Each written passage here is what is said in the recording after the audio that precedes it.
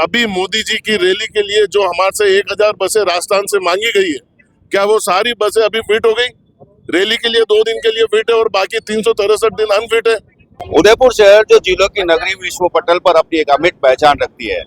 यहाँ की सौंदर्यता से अभिभूत होकर कई वाहनों के माध्यम से, कई आवाजाही के माध्यम से देश विदेश से पर्यटक उदयपुर शहर पहुँचते हैं।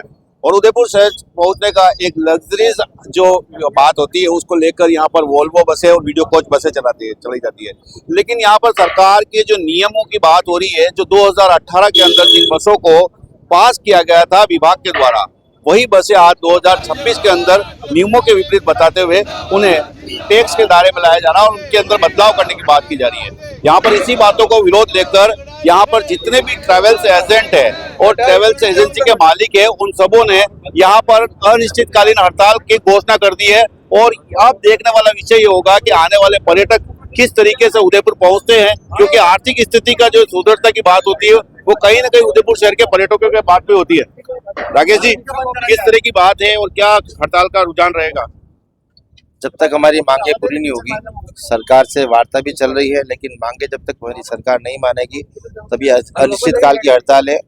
स्लीपर बसें, टूरिस्ट बसें और ये जो लोक परिवहन की बसें, ये भी हमारे सब साथ है। और जो मांगे हमने वाजिब मांगी है, हम सरकार के साथ है। हम ये नहीं चाहते हैं कि हमारे पीछे कोई यात्री परेशान हो या सरकार परेशान हो, लेकिन कम से कम हमें भी राहत मिलनी चाहिए ताकि हम अपना व्यापार सुचारू रूप से चला सकें।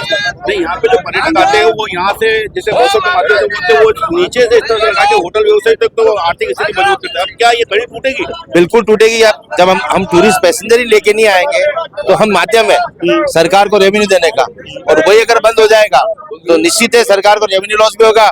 हमारे टूरिस्ट व्यवसायी जो व्यापार कर रहे हैं, बसों का कर रहे हैं, होटलों का कर रहे हैं, उनके पीछे ऑटो रिक्शा, टैक्सी सब चल रही है, हैंडीकैप का बिजनेस चल रहा है।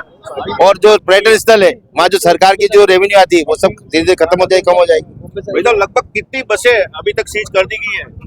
राजस्थान सरकार द्वारा कम से भी कम 500 से 1000 गाड़ियां बंद करने का उन्होंने जब्ती करी है और कोर्ट के आदेश की भी अवहेलना करी है। कोर्ट के आदेश से जो गाड़ियां छूटी है उनको 5-5, 7-7 दिन तक जमानत नहीं दी है और गाड़ियों को बंद रखा है। और कोर्ट में जुर्माना देने के बावजूद भी गाड़ी पे 1.5 से 2 लाख रुपए का जुर्माना करा है गाड़ी पे, और उसकी आरसी निरस्त करी गई है। जो अधिकारी 2018 में राजनगर कोटा में जिन गाड़ियों को पास की, वही गाड़ी अभी बंद कर रहे हैं, इससे कारण क्या हो रहा है? ये तो उन्हीं से पूछना पड़ेगा, हम कैसे बता सकते हैं। उन्हीं ने लीगली पास करी गाड़ी और उसी गाड़ी को अवैध कह रहे हैं, कैसे संभव है? गाड़ी के अंदर भी वर्तमान में क्या बता रहे हैं अवैध की? अवैध कहने का उनका संबोधन इस प्रकार से कि गाड़ी में इमरजेंसी एग्जिट नहीं है। उन्होंने हमें समय भी दिया था और उस समय की पालना करते हुए हमने सुरक्षा मानकों से जो जो चीजें आवश्यकता थी गाड़ी के अंदर, पैसेंजर सेफ्टी पॉइंट से, वो सभी चीजें हमने उपलब्ध कराई है। जैसे फायर एक्सटिंग्विशर है, 4 इमरजेंसी गेट है, सभी चीजें उपलब्ध है गाड़ी के अंदर। उसके बाद भी सरकार की हठधर्मिता से गाड़ी के चालान किए जा रहे हैं और ये पता नहीं चल रहा है कि सरकार के नुमाइंदे इतना बेरुखी से क्यों हमारे साथ सलूक कर रहे हैं, जबकि हमारे जो सीएम साहब है बहुत ही अच्छे व्यक्ति हैं। शायद उनके कानों तक हमारी बात नहीं गई, इसलिए हमें इस स्तर पे आकर आंदोलन करना पड़ रहा है। राजू साहब, सब लोग इसमें शामिल नहीं हो रहे हैं, अभी भी आपको बंद कराना जाना पड़ रहा है। नहीं, ये बिल्कुल 100% है।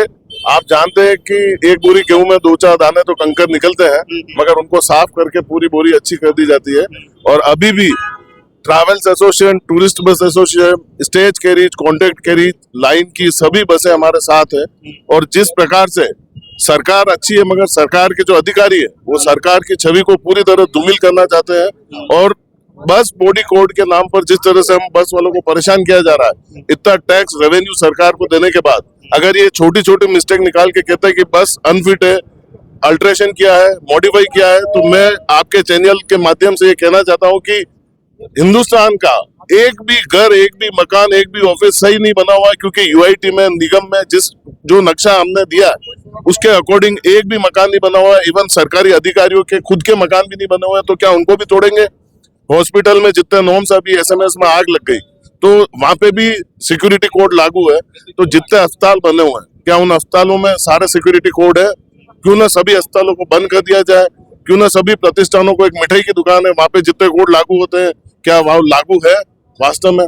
तो क्यों सिर्फ बस वालों के पीछे सरकार इस तरह से अपनी दमनकारी नीति, सरकार नहीं बल्कि मैं तो ये कहूंगा कि इन अधिकारियों की वजह से जिस प्रकार से सरकार की छवि धूमिल हो रही है, वो अब आर या पार की लड़ाई में बदल चुका है। हम पिछले काफी समय से त्रस्त हैं, क्योंकि हमारे पीछे बॉडी वाले, टैक्सी वाले, बहुत से ऐसे हैं जो पार्ट्स वाले हैं, टायर वाले हैं, ये पूरे बेरोजगार की स्थिति पे आ गए हैं। और इसके लिए सीधा सीधा सरकार और सरकार के अधिकारी जिम्मेदार हैं। और ये हम बिल्कुल स्पष्ट करना चाहते हैं कि जब तक हमारी सभी मांगों का पूर्णतः निस्तारण नहीं हो जाता, हम किसी भी हालत में यह हड़ताल तोड़ने वाले नहीं है। और आने वाले दिनों में जिस तरह से सरकार जो रुख अपना रही है, हम ये बहुत स्पष्ट कर दें कि हमारा रुख धीरे धीरे दिन ब दिन बहुत कड़क होता जाएगा और उसकी सारी जिम्मेदारी सरकार की होगी।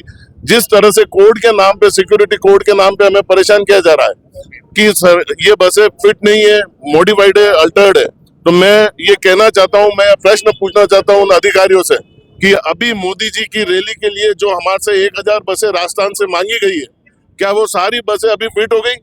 रैली के लिए 2 दिन के लिए फिट है और बाकी 363 दिन अनफिट है।